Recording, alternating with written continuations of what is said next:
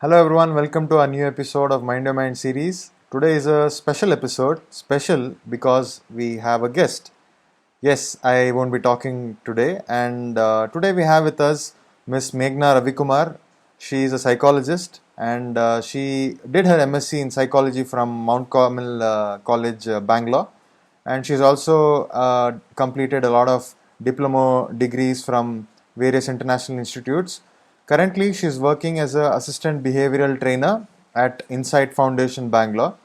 Her special interests are to help or to support children with reading and writing difficulties, and she also believes that it takes someone special to teach someone special. So, the topic for today is ADHD. It means Attention Deficit Hyperactivity Disorder, and children with ADHD have a lot of behavioral problems as well, and the symptoms of ADHD are also very difficult to manage by the mother and other family members at home. And with the current situation, having children at home and handling their behavioral issues is a major issue. So I thought this particular topic would benefit a lot of people out there. So, in today's topic, it's part one of ADHD. She'll be talking to you all about what is ADHD, what exactly it is, what are the symptoms and signs of ADHD, and what are the myths associated with ADHD. I hope you guys will watch this video completely, and it's like a test for you guys whether you have ADHD yourself. So, let's see for how many minutes you guys can watch this video.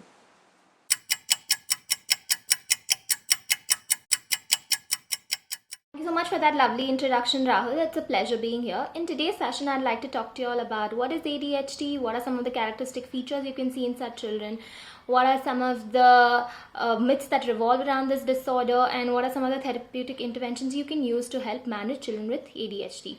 Now, ADHD, as the acronym suggests, is Attention Deficit Hyperactivity Disorder. It is a neurodevelopmental disorder, which means that there are certain abnormalities in the child's brain development that interfere with the child's academic, social, personal areas of functioning.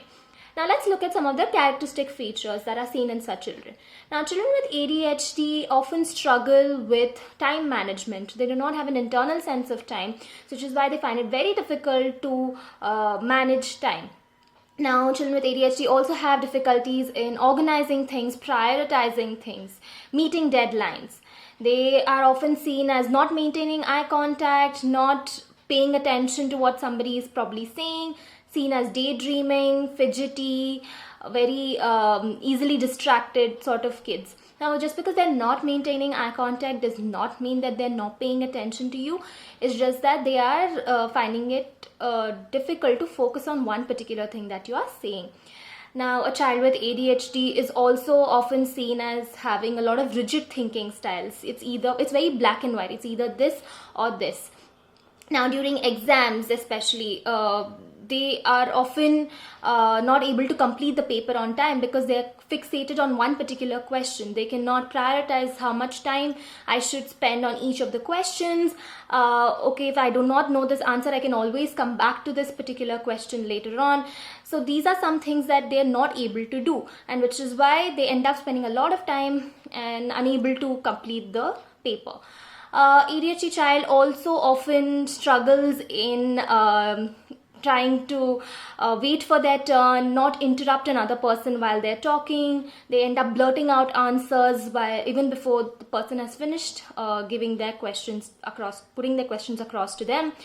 And it's not their intention to be rude or disrespectful. It's just that ADHD children act on their thoughts. So they say their thoughts out aloud. Sometimes they come across again as being rude and disrespectful, but it's just that they don't want to do this. Now, these children do not have a mental filter, which means they do not read social cues. They don't know what to say when. They come across as being very rude. So let's say, for instance, the teacher just walks in, the teacher has a hole in the shirt. An ADHD child might just point it out and say, why do you have a hole in your shirt? Now, again, like I said, they just act on their thoughts. So they cannot read social cues. So they find it very difficult to understand what to say when. Now, a child with ADHD also finds it very difficult to sit in a same place for a very long time. Let's say, for instance, the chief guest walks in, and then everybody sits seated in the auditorium. They're probably talking. An ADHD child probably cannot sit in the same place for more than 5 minutes because of the hyperactive characteristic trait which is there in them.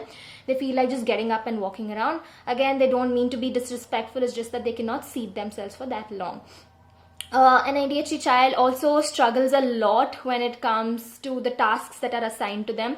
It's not that they're avoiding the work that is given, it's just that either they've not understood the instructions probably, or either they don't know what is expected out of them. It's never that they're trying to avoid the task that is given to them. It's just that they don't know how to approach the task. So sometimes instead of failing, they don't even attempt the task because they do not want to go wrong. So they probably, if they have this feeling that, okay, if I'm not able to do it, then people around me also are not able to do it. So they end up disrupting the classroom environment and again get caught, and then they're sent to the principal's office. An ADHD child also finds it very difficult to be able to pay attention to what is happening. They cannot sustain their attention for a very long time. They make a lot of careless mistakes and they do not learn from their previous mistakes, which means that suppose there is a behavior that they have done previously and they have not understood the connection between the behavior and the punishment that they received. So we know that, okay, fine, previously I did do this behavior and I was punished for it, so I'm not supposed to repeat the same behavior again. But an ADHD child is not able to make this connection because there is no cause and effect thinking that is happening with them. It does not come out naturally for them because they have deficits in their prefrontal cortex and executive functioning center. So which is why you have to use behavior modification strategies in order to teach them. So they need to have immediate feedback. As soon as they do an undesirable behavior, immediately they have to be told what the consequence is, because they cannot foresee or think of what the consequences or the repercussions could for their particular behavior could be. So these are some of the typical characteristic features that are seen in children with ADHD. Now let's look at some of the myths that are associated with this particular disorder. Now, when we come to children with ADHD, like I mentioned, that they cannot sustain their attention for a very long time. A lot of parents come and ask that how is it that my child can actually sit in front of a computer for 1 hour playing video games, but when it comes to the same school work, he's not able to sit for more than 10 minutes. Now, what we need to understand is that when we're talking about video games, there's a lot of visual stimulation that is happening. There's a lot of action, there's a lot of sound effects, there's a lot of to and fro movement. So the child knows that, okay, if I'm going to shoot this person is going to die and I'm going to get extra points. So there's immediate feedback that's coming in. So the child is learning the cause and effect relationship in this whole video game interactive process. So the same process has to be applied in the learning setting as well, so that the learning becomes an even more fun process and their behaviors are understood. They understand that, okay, fine, my behavior is gonna have consequences, so they eventually learn the cause and effect relationship. Now, another thing that the parents often struggle with is how is that my child, he's probably just avoiding work, he just is very lazy, he'll just grow out of it. ADHD is a condition which cannot be cured, it can be managed. They certainly won't be able to grow out of it as much. They will be able to manage, but as adults, they will still be struggling with their deficits in their executive functioning. And also, children with ADHD are often seen as being very lazy when it comes to doing work. It's not that they're lazy, it's not that they're avoiding work like I mentioned, it's just that the threshold of difficulty is different for us and it's different for them. We have to make the learning process interesting for them so that they're able to understand what is expected out of them.